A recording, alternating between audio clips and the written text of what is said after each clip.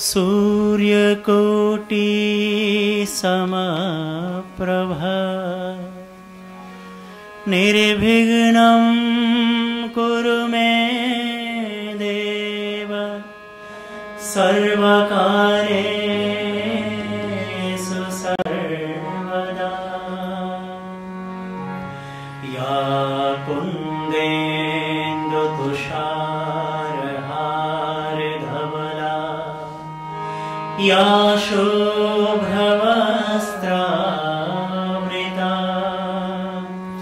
या वीणावरदण्डमण्डितकरा या स्वेदपद्मासना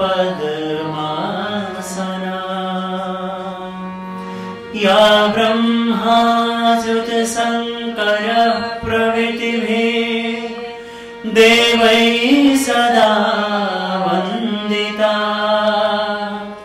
सा मां पातु सरस्वती भगवती निःशेषजाढम्बः।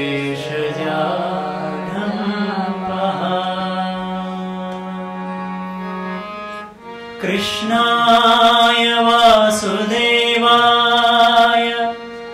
हरये परमात्मने प्रणतक्लेशनाशाय गोविन्दाय नमो नमः। गोविन्दाय नमो नमः।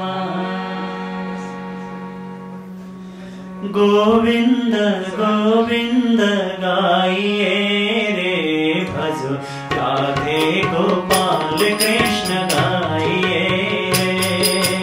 गोविन्द गोविन्द गाइए गोपाल कृष्ण गाइए रे। गोविन्द गोविन्द गाइए रे भजो राधे गोपाल कृष्ण गाइए रे। गोविन्द गोविन्द गाइए रे राधे गोपाल कृष्ण गाइए रे। मुरली मनोहर गाइए रे भजो रे गोपाल कृष्ण गाइए रे। मुरली मनोहर गाइए रे राधे गोपाल कृष्ण गाइए रे। मुरली मनोहर गाइए रे भजो राधे गोपाल कृष्ण गाइए रे। मुरली मनोहर गाइए रे राधे गोपाल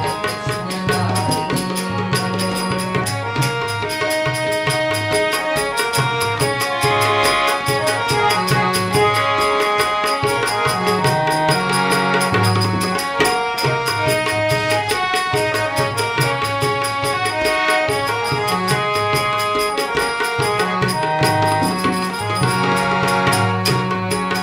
गिरधारी गिरधारी गाइए रे माई मीरा के ताल प्रभु गाइए रे।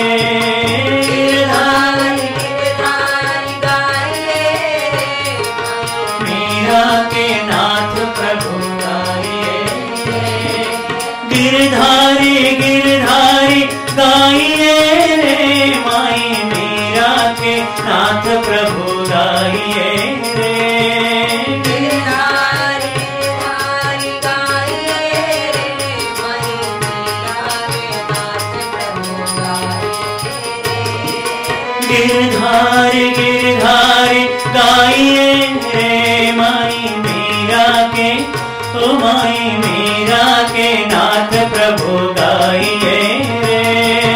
गिरधारी गिरधारी गाइए रे माई मीरा के नाथ प्रभु गाइए रे। गिरधारी गिरधारी गाइए रे माई मीरा के नाथ प्रभु गाइए रे। गिरधारी गिरधारी गिरधारी गाइए रे माई मीरा गोविंद गोविंद गाइए रे भज राधे गोपाल कृष्ण गाइए रे।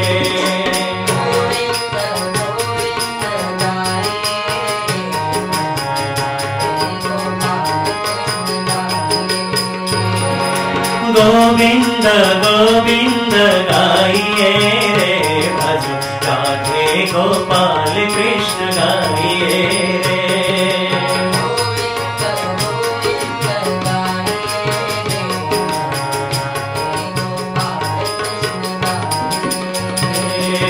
मुरली मनोहर गाइए रे भज राधे गोपाल कृष्ण गाइए रे।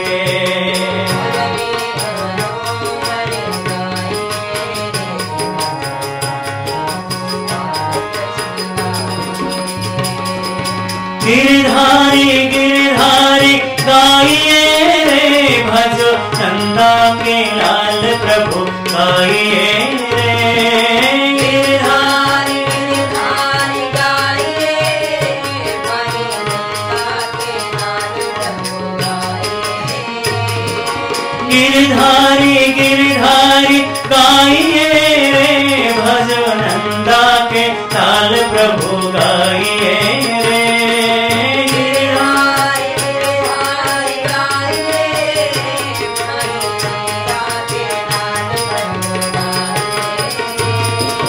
गिरधारी गिरधारी गाइए रे भज नंदा के लाल प्रभु गाइए रे।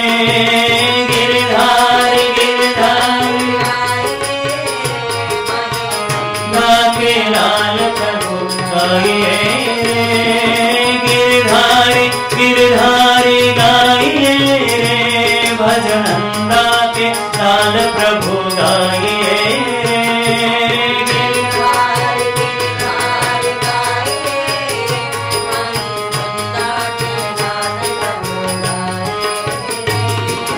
गोविंद गोविंद गाइए रे भज राधे गोपाल कृष्ण गाइए रे।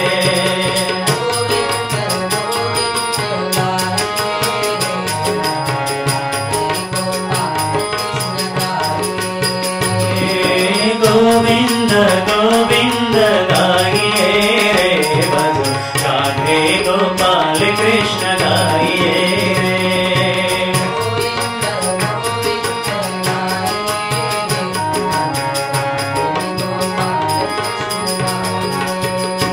हे गोपाल राधा कृष्ण गोविंद गोविंद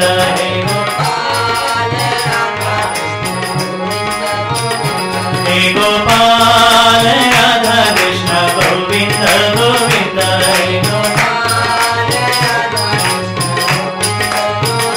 हे गोपाल राधा कृष्ण गोविंद गोविंद।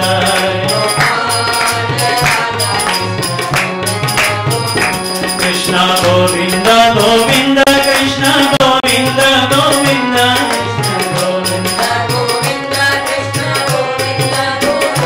कृष्ण गोविंद गोविंद कृष्ण गोविंद गोविंद।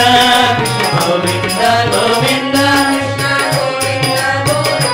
हे Gopal Radha Krishna Govind Govind.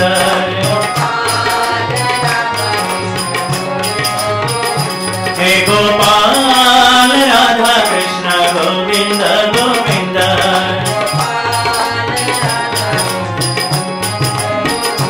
Krishna Govind Govind Krishna Govind Govind. Krishna Krishna Govind Govind Krishna Govind Govind. Krishna Govind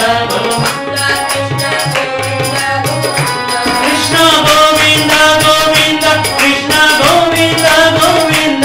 Krishna Govind Govind Krishna Krishna Govind Govind Krishna Govind Govind. Krishna Govind Govind Krishna Govind Govind Krishna Govind Govind.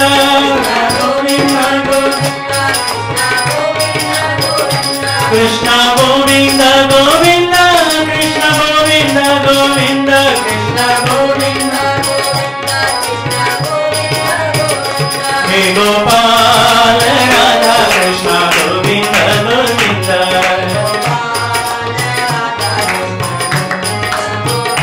Hey Gopal Radha Krishna Govinda Govinda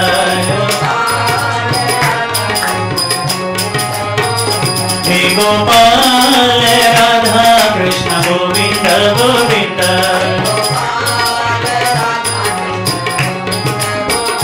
Krishna Govinda Govinda Krishna Govinda Govinda Krishna Govinda Krishna Govinda Govinda Krishna Govinda Govinda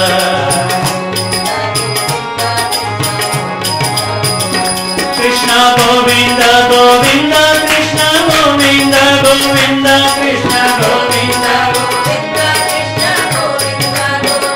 Krishna Govinda Govinda Krishna Govinda Govinda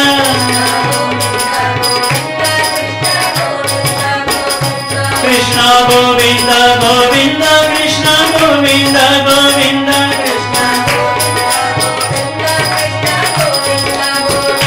Krishna Govinda Govinda Krishna Govinda Govinda Krishna Krishna Govinda Govinda Krishna Govinda Govinda Krishna Krishna Govinda Govinda Krishna Govinda Govinda Hey Gopal Radha Krishna Govinda Govinda Hey Gopal Radha Krishna Govinda Govinda Hey Gopal Radha Krishna Govinda Govinda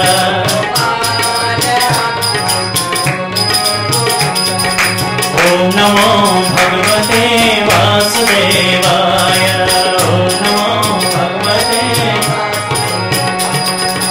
Om Namo Bhagavate Vasudevaya Om Namo Bhagavate Vasudevaya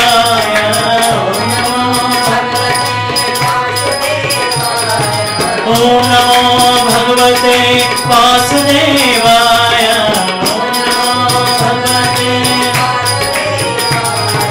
Om Namo Bhagavate Vasudevaya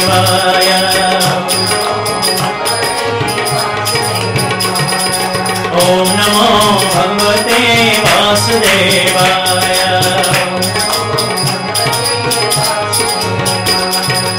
Om Namo Bhagavate Vasudevaya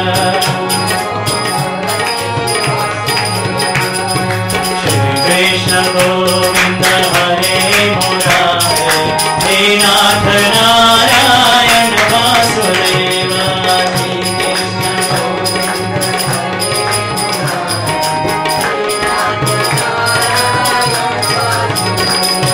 Shri Krishna Govinda Hare Murare He Nath Narayan Vasudeva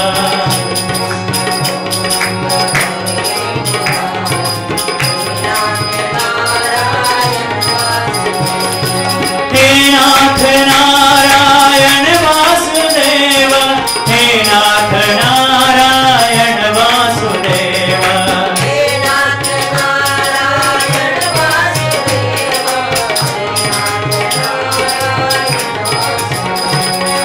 He Nath Narayan Vasudeva He Nath Narayan Vasudeva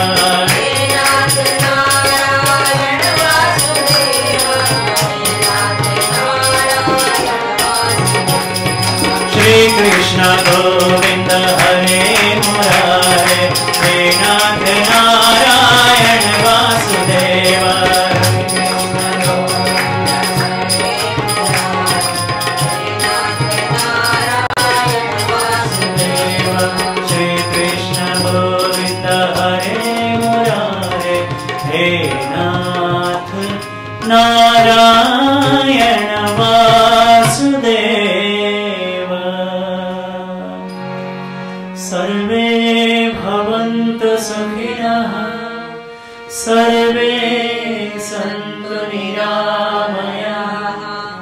सर्वे भद्राणि पश्यन्तु मा कश्चित् दुःखभाग् भवेत्। ॐ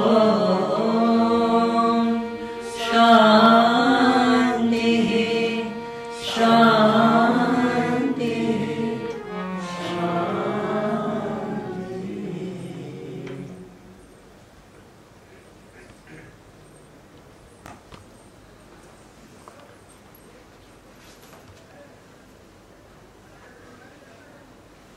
Welcome. Welcome to Satsang, everyone. I'll start with a question or two that has come in advance, and then open it up to any questions that anyone here may have. If I am listening to Satsang, then who is enjoying it? My mind, my brain, or my Atma? And if I am doing drugs or other sinful things, then who is enjoying that? A beautiful, very deep question to begin with. Before we even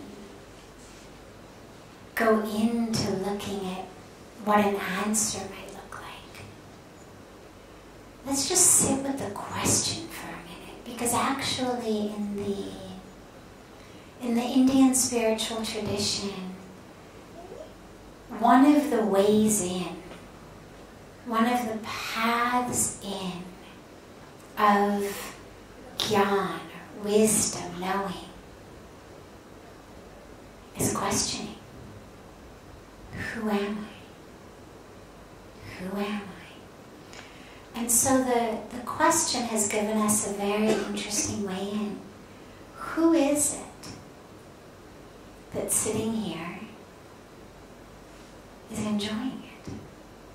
Or sitting somewhere else in the world watching, connecting with us via the wonderful medium of technology. Who's the one enjoying?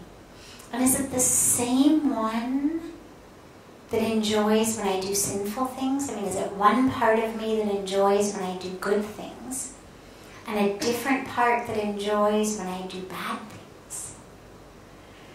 And so before we really start looking at the answer, just allow yourself to sit for a moment with that question. Because a lot of times the experience of sitting with a question like that gives us an internal experience that can be just as deep and just as profound as a verbal answer. Do I have two enjoyers? Or is there one enjoyer? Does the soul, the Atma, actually enjoy anything? So now let's look at what an answer might even begin to look like.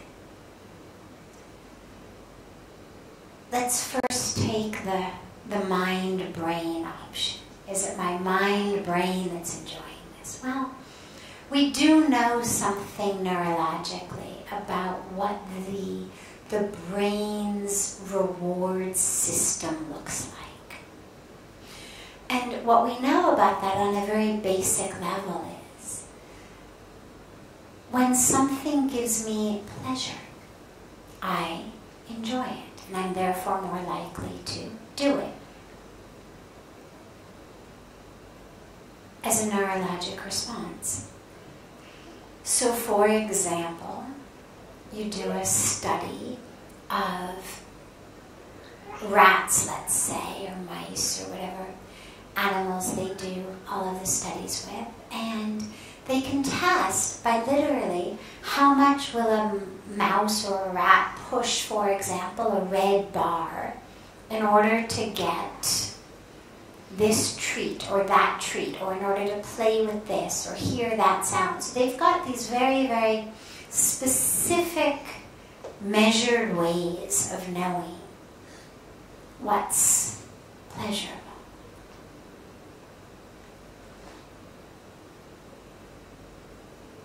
So we know in our own brains, biochemically, and in terms of neural pathways, which part of my brain enjoys something.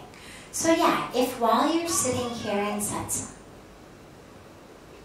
you're enjoying any element of it, whether you are enjoying the depth of traveling into a place of truth, whether you're enjoying the experience of simply sitting in a community, sitting with the Sangha, the community, that aspect of just being together regardless of what we're doing. We could be singing, we could be meditating, we could be silent.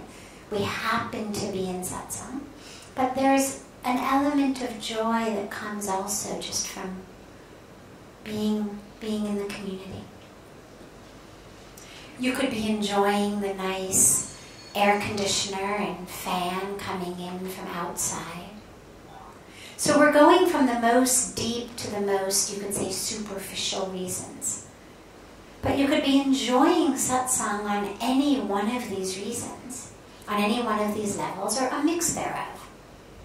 You could be enjoying the depth of going into truth, going into the light, and also enjoy the nice cool breeze from the AC and the fans, and enjoy the community. So regardless of what you're enjoying, if you are enjoying any aspect of it, yes, parts of your brain are absolutely responding. Neurologic researchers would be able to say this person is enjoying what they're doing by looking at the way that the different neural pathways, biochemical reactions are taking place in the brain. But that doesn't actually mean the brain is enjoying it. And that's another layer. It's okay, no problem. Babies are good, it's okay. As long as he's happy, we're happy, no problem. Hi, sweetie. So, you want to sit up here? Hey, you can come here, no problem. So again, we look, but beautiful example. In that moment, sweet little boy rushes to the front, we smile at him. Something in our brain actually reacted. The researcher watching that could say, joy. Whether we talk about joy pathways, we talk about joy chemicals, we talk about joy electricity, whatever way we're looking at it. A brain scientist could, if we were all hooked up to machines at this time, a brain scientist could say, joy. But that doesn't actually mean that the joy is sitting in the brain. It doesn't actually mean that it's the brain that enjoyed it. The brain is just call it an organ, call it a tool, call it a part. I mean, the brain is a physical part of the body. Does a physical part of the body have an ability to enjoy? And again, I'm throwing questions out, not necessarily questions that have answers, but questions that themselves are ways in. I'm enjoying a chocolate ice cream cone. Well, all right, what I know is happening biochemically, neurologically, is that there are signals, chemical and electrical signals going from my taste buds into my brain that's lighting up and saying, joy. Should I be on a diet at the time, and therefore feeling really guilty about the fact that I'm eating the chocolate ice cream cone? There's going to be some complex other things going on in my brain at the same time. It's not going to be just pure joy, because there's going to be a part of me going, oh man, broke my diet. Now I have to start again tomorrow. You know, so there's going to be all of that going on. So the brain is a way for us to look and to say, yes, there is joy going on. But is it the brain enjoying? And if not, what part of us is enjoying? Where does joy sit? It's not the soul. The soul just is. The soul is. The soul is returning back to its highest expression, its truest expression. Back to its fullness. It's like the drop going back to the ocean. Does the drop actually care if it's covered in sewage compared to being covered in a beautiful mountain stream? I mean, if water evaporates from the ocean, it gets carried by clouds, but then falls on the earth. Some of it's going to fall in beautiful mountain streams. Some is going to fall in someone's swimming pool. Some is going to fall in a sewer. But ultimately, all of those drops are going to head back toward the ocean. All water on the earth is coming down on the surface or underground toward the ocean. Does the drop actually care one way or the other? So the soul, what gives the soul joy, you could say, is to be in its fullest expression. And so things that cause us to feel expansive, to feel borderless, boundaryless. This is what gives joy in our experience of the soul. And you'll notice that I said that very specifically. It's not actually joy in the soul. The soul just is. The soul is not born. It does not die. The soul is that ocean. But our individual experience of soul, as we are on our path toward awakening, enlightenment, oneness, we feel the highest level of joy, the deepest level of joy, when we are closest to the truest expression of the soul, which is borderless, boundaryless one. That is why, for example, on a level that everyone's going to be able to relate to, that's why being in love feels so nice.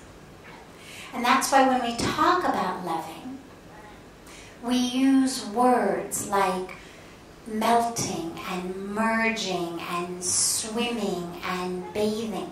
They're all words of expansion. They're words of losing where I end and the world begins. If I'm melting into something, well, I'm literally losing me into that. If I'm merging into it, if I'm swimming in it, if I'm bathing in it. We talk about fireworks, we talk about volcanoes, we talk about all of these things that are expansive. Nobody ever talks about contracting in love. You never talk about the love box. It's always the ocean. Why? Because in that love, whether it's a romantic love, whether it's a love for a parent or a child, whether it's a love for God, the Guru, love for a tree, whatever we're loving, we're expanding in that love. And that's why being in love feels so good. That's why loving feels so good. And why people who, for example, have such difficult issues with loving and relationships, so frequently resort to pets. Right? It's a lot easier to love a dog or a cat than it is to love people, not to undermine the importance of our connection with our animals, which are beautiful and wonderful. But the point is that even for people who aren't able to have love in relationships, there's such an important need for that you'll find frequently they have cats. Something to experience love with, because that experience is so beautiful. So, going back though to the question of in that moment, so who is enjoying? Well, it's the mind. Because all of that which we experience, we only are able to experience with the mind. It happens in the brain. But the mind is that which tells us, you could say, what we are experiencing, that gives a name to what we are experiencing, that enables us to understand. Otherwise, it's just reactions in the brain. So the brain you can think of as the physical medium, and the mind being more of that which gives us names and forms and yesterday and today and tomorrow, and all of that we associate as thoughts or feelings or emotions. Well, it's the brain in which they're physically happening. But it's through the mind that we understand what's happening, or we give name to what's happening, or we process what's happening, or we understand what is happening. And so the mind is enjoying, because that's the only real part of us that knows how to enjoy. That's where it's processed. And when what we're doing is satsang, or being in love, or meditating, the level of joy is one that permeates into the depths of who we are. Yeah, it's the mind that says, I'm enjoying this. It's the brain in which you can look at it and say, joy. But it's actually permeating into every level of who we are and bringing us closer to our own awakening.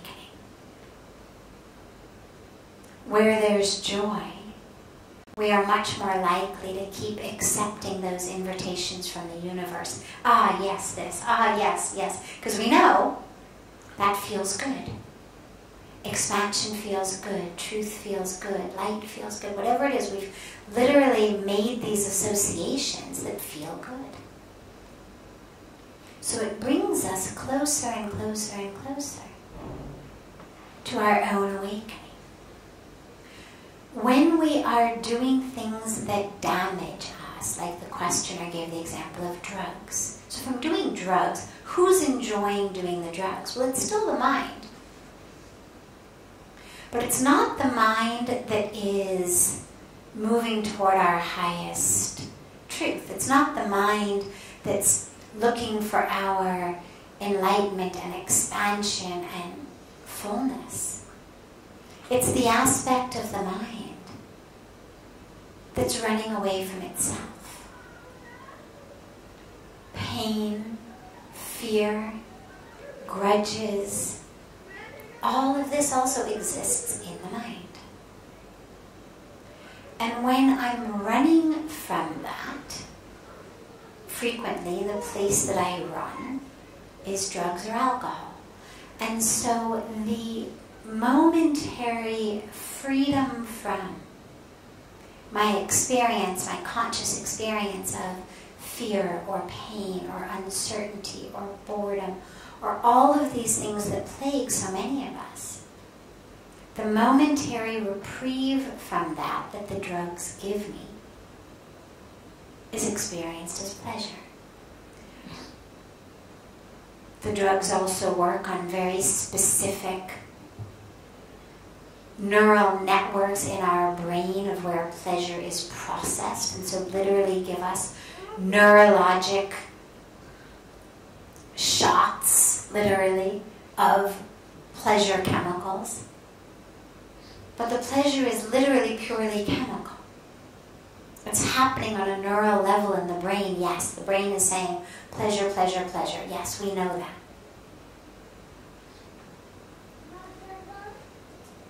But it's not giving a pleasure that's actually, or a joy that's actually permeating into who we are. It's not giving a joy that has anything to do with who we are or our joy in life. It's just a literal temporary chemical reprieve. It's like getting a shot of anesthesia. You know, you go to the dentist, they've got a drill in your teeth. Well, it's going to hurt. So before they drill, the dentist gives you a shot of anesthesia to block the pain. It's nice. It's a good thing. Otherwise, the pain in the drilling of the tooth is too much. But slowly, the anesthesia wears off.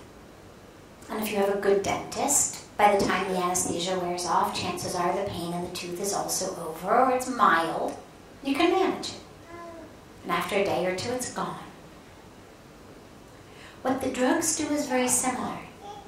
They take a pain that's happening in our mind, and they numb it. The problem is that the pain in our mind doesn't go away the way a pain in a tooth does. Until we address the pain in our mind, it's going to always be there. Which means you're going to have to literally just keep taking drugs forever. And if you talk to most people who use drugs, what they'll tell you is, oh, just one more time. Oh, just every once in a while. Well, it can never be like that. Because that which I'm running from in my mind is always there. So until and unless I actually deal with and heal from the pain, the fear, whatever it is that's going on in my mind that's making it too difficult to sit with, that I need to numb that chemically, the drugs are going to wear off. They all wear off. And then your choice is, you're back in pain, so your choice is, okay, deal with it now.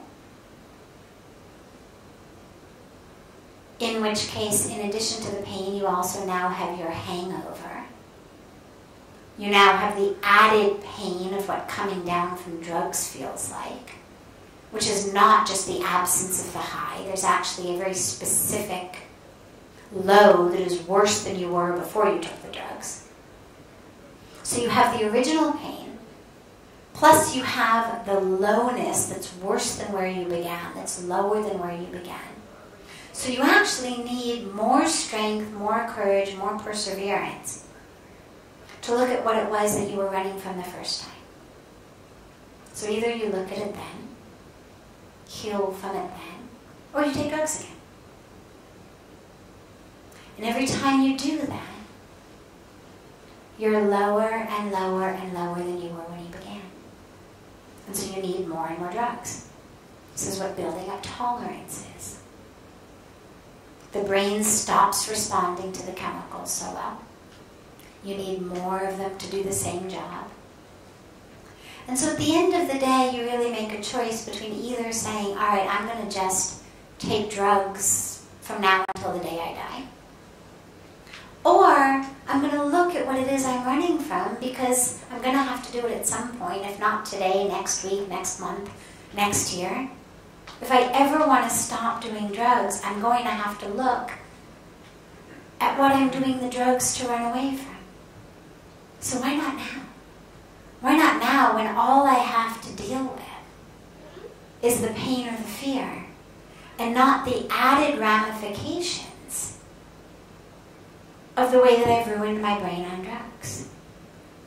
Because here's the tragedy of it. with what the drugs do to your brain, they actually make it much more difficult to experience joy in life. So when you stop doing the drugs, the things that brought joy before you started doing them don't bring nearly as much joy. The brain literally has changed from doing the drugs. And so the things that bring most of us joy in life, deep joy, no longer bring such joy. The brain has literally been numbed down. It will recover, but it takes time. And this is why people keep doing drugs, because suddenly the joys of life are much less joyful. And that's a biological, neurological truth of an effect of doing the drugs. Which is why the sooner you can stop, or don't even start, the better off you are. And if you're already using, no problem, it's never too late. As Puja Swamiji, my guru, always says, whenever you wake up, it's morning. But what we do know for sure is that you're in better shape stopping today than you will be when you try to stop next month or next year. So now's the time. So before taking any of the other questions that came in advance, I'm happy to open it up if there are any questions here. Be happy to take them. Yes?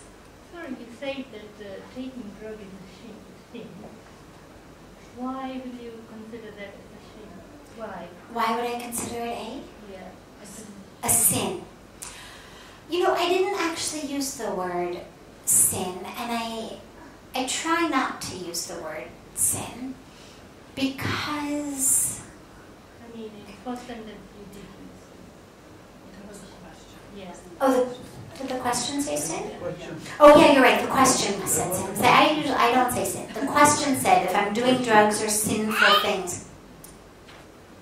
Yeah, I actually avoid the word sin, and the reason for that is one of the things that I really love about the Indian spiritual tradition, the Hindu dharmic tradition, is it's a religion and a way of life, rather, a philosophy, that is rooted in the idea that we suffer due to ignorance rather than due to sin. That's rooted in the idea that who we are at the core is actually pure and divine, and that all of the things that we do, the mistakes we do, that of course we suffer the consequences of, are done out of ignorance. But it's not a sense of you are a sinner and that's why you did it, or you are a sinner and you should be punished. It's much more, you were ignorant, you did this, this therefore has ramifications. So you didn't study in school, you failed the exam, therefore you can't go on to the next grade, you have to stay back. You didn't do what your boss told you to do, you slacked off at work, you went out and partied, you didn't do your work, you got fired. Or you didn't get a promotion. Not a sense of you are a sinner because you didn't do your work, therefore you've been punished, but simply a cause and effect of you didn't do the work, therefore you didn't get the fruits of doing the work, which is a promotion or a raise or to keep your job or whatever it may be. And in the same way, in our lives, that which we do that we would consider sinful, if we use the word sinful, okay, so if we went around and we all threw out words that we thought of as sin, okay, right? So I'll throw some out: murder, rape, cheating, right? These are all sins. The things, if you look at 10 Commandments that say, thou shalt not, right? Thou shalt not kill, thou shalt not steal, thou shalt not commit adultery. These are sins. But in the Hindu tradition, what we're taught is that people who do those things, they do them not because they are sinners, but because they acted out of ignorance. Now, they still have to suffer the consequences. Karmic consequences, legal consequences, all of the consequences of their actions. But the core motivator for the action was not a sinful self, but that it was ignorance. That I forgot who I am. Because if I remember that who I am is soul, why would I kill? Why would I steal? Why would I rape? Why would I cheat? Why would I... All of these things, if I'm living in a conscious awareness that I am full, that I am soul, that I am divine, that I am consciousness, I'm going to live in a very different way than if I'm living identified as I'm this body, I'm this role. Because then, if I'm living in that way, which we would say is ignorance, it's ignorant identification. Oh, boom. Is he okay? Ignorant identification with the body. Well, then I want things. I want more and more and more and more. Then I have anger. Then I have lust. Then I have greed. These are all, as we were just talking about, they are literally things that exist in my physical brain. They're chemical, they're electrical patterns in my brain. But if I identify them as me, then I act on them. Not because I'm a sinner, but because I ignorantly forgot who I am. And in that ignorance of forgetting the fullness of myself, I have believed a myth, a lie, an indoctrination that says you are this body. It's never enough. It's never exactly right. You need more.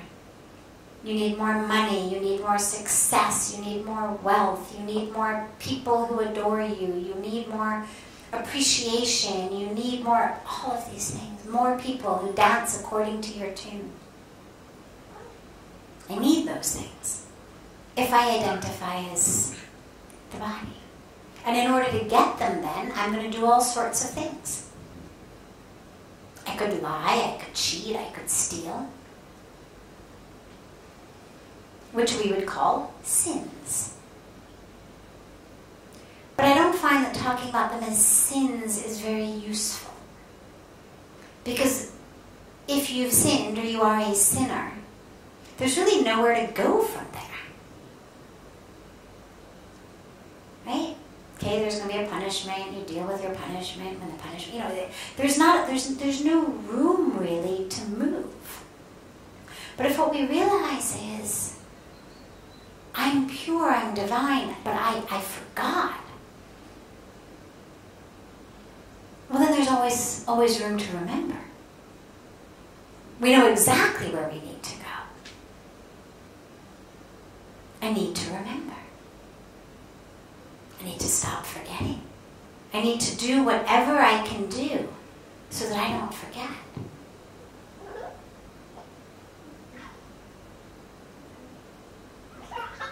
Because I don't know how many days I have left. I don't know how many years I have left. Nobody knows.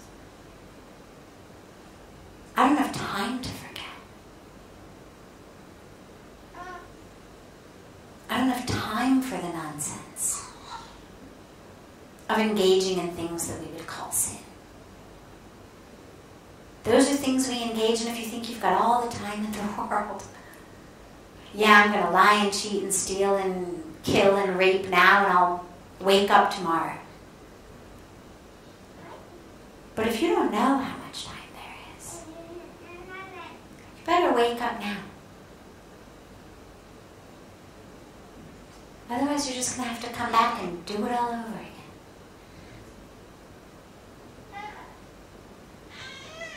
We're going to have to keep doing it till we get it.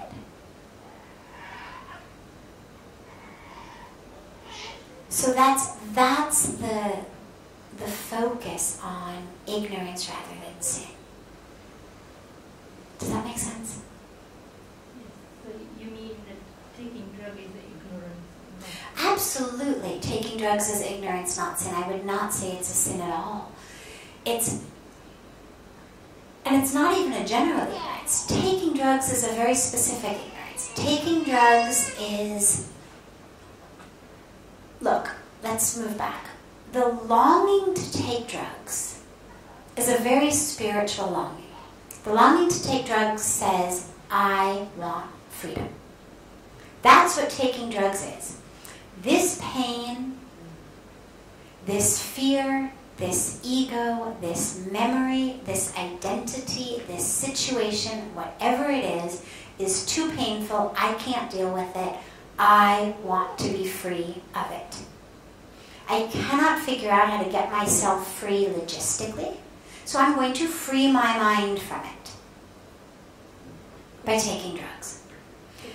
And in that, when I do that, it obviously doesn't free me from anything, but it gives me a temporary numbness to it. And so the reason it's ignorance is, it's just the wrong path.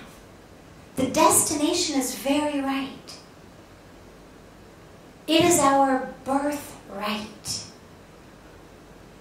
to be free of pain, of grudges, of our identity, of our history, of our egos. It is our right to be free of those things. Every single one of us, regardless of what has happened to us, regardless of how old we are, regardless of what life situation we are in, every single one of us has the right to be free. And so taking drugs is pointing to exactly the right destination, freedom of the bondage of this moment. But the path is entirely wrong, because all the drugs do is actually make you more stuck. They don't actually make you free. Then you're a prisoner of both your current situation and your addiction. All you've done is you've added an entirely another extra layer of bondage. First, I was only stuck with my own mind, or my own situation. Now I'm stuck with my mind, my situation, and my drug addiction. I haven't actually attained any freedom. So it's ignorance in how I'm going about it. But the yearning is very pure and very real and very true. And so for people who are using drugs, what I would say is, you've got absolutely the right yearning. Yes, you should be free. Yes, you deserve to be free. But there is a way that actually makes you free, whereas these drugs just make you more stuck. Where I was a slave to my mind, I was a slave to my thoughts, I was a slave to my anger and my grudges and my pain and my indoctrination and all of these negative beliefs and patterns that I've brought into my life. Now I've become a slave to drugs as well. And I can only be free when I'm not a slave to any of it. And that's what the spiritual path gives us. Because the only way to actually become free is to find that freedom. And the only place that that freedom lies is in awareness of the soul. That's the aspect of us which is free. And so until and unless I access that and touch that and connect with that and identify as that, I'm going to live stuck. Well, I think that for some people, it can make them pain-free. You can deal with their life, live their life better. Like simple thing, musculoskeletal. If somebody has MND, MS, they have a pain, otherwise they want to enjoy life. There is no drug, even morphine, it is not working. But cannabis is the right answer to that. So, but because drug is wrong. Good, very good point. When I'm talking about drugs, I'm not talking about medicine. No, so there are, and it's a fine line. It's a very, very fine line, obviously, because medicines, of course, are drugs on some level. There are absolutely people who suffer from imbalances in the brain, imbalances in the body that require a medicine or a drug to balance them. People with diabetes, for example. The body is unable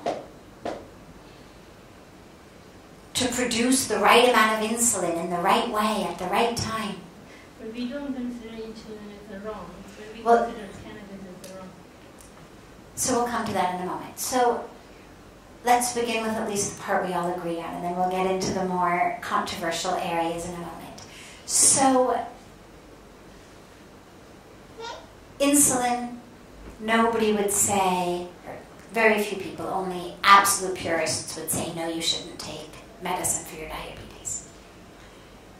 Most of us understand that's medicine, not drugs. Go a step further. We start looking at things like antidepressant medicine, anti-anxiety medicine, for example, medicine for bipolar disorder, medicine for schizophrenia, so our antipsychotic medicine. There's all kinds of pharmaceutical ways of working with issues that most of us think of are mental, emotional issues. I'm not against those at all. Not at all. As long as what we're using them for is to treat an actual imbalance in the brain and not a temporary life moment that actually requires our attention. It's very easy to not process grief at a time when there's grief that needs to be processed in my life, because I could just take an antidepressant and feel better. That's a time I would not recommend that. If there's a life situation that has happened that needs to be grieved, that needs to be experienced, well, we experience it. And only after you realize that there's an inability would we even think about giving medicine for that. But if what we're dealing with really is chemical imbalances that have plagued people for decades, keeping them from living their lives, by all means, I would say, take the medicine. Absolutely. Now you bring up cannabis. It's a controversial issue, of course. There are places it's legal, there's places it's not. There's all sorts of distinctions between which aspects of it you're taking. On a personal level, as taken for so many things that I know people who take it for, whether it's pain, whether it's insomnia. I mean, there's lots and lots of ailments and illnesses that it has been shown it really works for. And I'm very, very happy that it's been legalized in so many places. On the other hand, we also know that it has a history of being used as just a way to escape mentally. I'm bored, let's get high. I'm stressed, let's get high. It was a hard week, let's get high. So we know also that there's that aspect of it. That's not something I would recommend. Now again, I wouldn't call it a sin by any means, not even close. It's just not a choice that I would make, or a choice that I would recommend to someone whose highest goal was their own awakening. But if what you're using it for is pain, is an illness, and that pain or that illness is preventing you from living your life, then whether it's an aspirin or a Tylenol or an Advil or cannabis, whatever it is, or an antidepressant, if that's going to help you be able to actually live your life and experience who you are, I don't have any problem with that at all. I realize that's controversial. I realize there are places it's still illegal, but I'm just telling you on a very personal level from my heart, I don't have any problem with that whatsoever. It actually has a lot fewer side effects than a lot of the medicine that's available over the counter. And from what I've heard, is much more effective. But we also just do have to be aware that it has a very long history of being abused as just a way to get high. And that's not what we're talking about. Okay. Wonderful. Yeah, any other questions? Yes, last. As you told that we are pure joy, we need to be oneness with the all. How do we experience without using our brain? Without using? Our brain.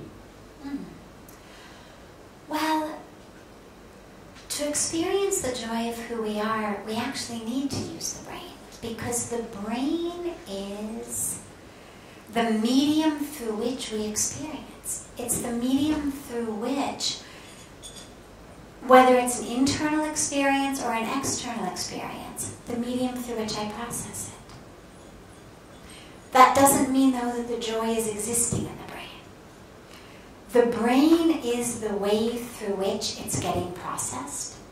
It's the way through which I'm experiencing it. Again, we know chemically, biologically, structurally what it looks like in the brain, what parts of the brain process it. So we experience it. Our brain is absolutely active in that time. If you're meditating and you're experiencing the joy of oneness, the joy of the self, a good neuroscientist who's watching your brain scans is going to see areas of the brain light up and activate that are associated with joy. And areas of the brain that are associated with pain and separation are going to become much more quiet. So the brain is absolutely involved. It's not about joy without the brain. But it's joy that doesn't exist only in the brain. It's joy that actually permeates into both the very physical aspect of who we are, the cells of our being, energetically change. There's now some fun modern tools that actually know how to look at that. So the cells of the body, the energy of the body, actually changes when we experience it. And it percolates into a level of our consciousness, which ironically also, the brain is the medium for that. But it percolates into a deep level of our consciousness that stays with us even after the meditation. And so if the joy that I'm experiencing is joy from eating a pizza, or joy from eating a piece of chocolate, or joy from doing drugs, or well, there's a half-life to all of that. The joy is going to dissipate. The drugs are going to wear off, the pizza's going to be over, the chocolate's going to be over. And I'm back to exactly where I was, unchanged. But if the joy that I've gotten is from meditating, if the joy that I've gotten is from an experience of who I am, that's going to stay with me. And that's going to make me much more likely to want to sit and meditate more in the future. And the more I meditate, the more that joy expands. And the more that becomes my nature in the rest of the world. And so my interactions in the world change based on my experience of that joy. So it has percolated into a much more core part of who I am than just pleasure areas of temporary sensual enjoyment. Yes, okay, last. I feel in myself that my brain is the medium to experience the joy, but the beautiful things of life I experience like joy, I experience them more in my heart than in my brain. Absolutely. So she said, I experience joy in my heart much more than my brain. Of course. When it's real joy, nobody goes, oh God, my brain feels so good. You know, that's so great up here. Wow, wow, wow, right? When we experience joy, we all go, oh wow. Yeah, we experience it here. We feel it here, absolutely. And when you look at, the chakras, the energy centers, well, the energy center of the heart is right here. When I talk about us experiencing joy in our brains, I'm really just talking purely scientifically. When there is joy in your life, if you happen to be hooked up to electrodes at that moment, your brain would give patterns that scientists would be able to say this woman is experiencing joy. But that doesn't mean you experience it in your brain. Yes, we absolutely feel it in our hearts. But the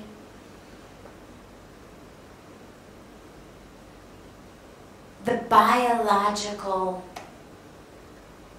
proof of that, you could say, the changes that are taking place, begin in the brain. But then they absolutely move into our whole body. When it's real joy, God, you feel it everywhere. And that's true. It actually is happening everywhere. When there's real joy, and the brain is experiencing that level of joy, there's a whole cascade of reactions that take place that change everything, ranging from how we breathe to how our immune system functions, to all of that in the body. And that's just on a physical level. When we look on a spiritual level, the heart chakra is opening. And spiritually, of course, you feel it.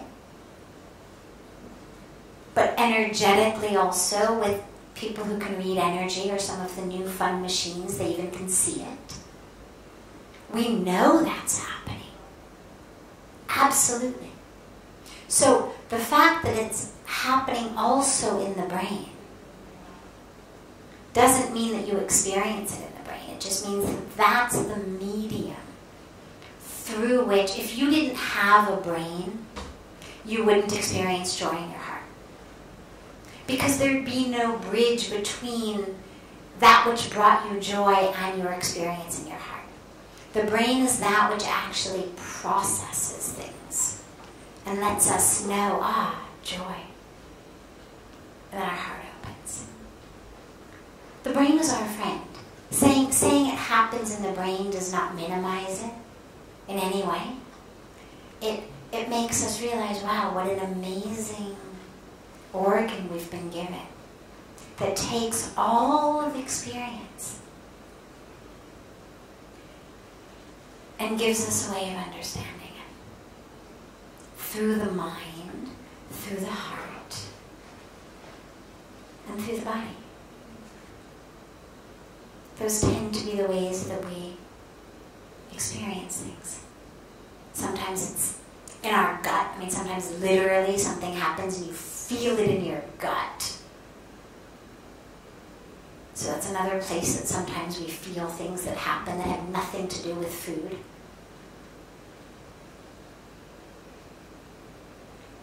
So all of these are different ways and places that we experience the emotions, the feelings. But if they're not being processed by the brain, if we didn't have a brain, if we were brain dead, you wouldn't have that reaction in your solar plexus, you wouldn't have that reaction in your heart. That's all it is. So it's a great tool that we've been given. Sort of a central processing system. My point is one. We were discussing all this about issues. First thing is there. When a man goes for drinking, we need not tell him he is going to sin and other things. He himself knows. He is conscious of that. Of course. My father used to tell, when a person goes for drinking to the club, or he will count the steps, how many steps there are. While coming back, he knows he will have lost the brain. So that means in the advance only he was knowing that it is the wrong thing he is doing. Of course. But he knows it. You can't tell lies to yourself. Your heart always tells you are doing wrong. Absolutely. But the That wrong definition is given by us. You yourself as a judge. That's You it. know it. I'm gonna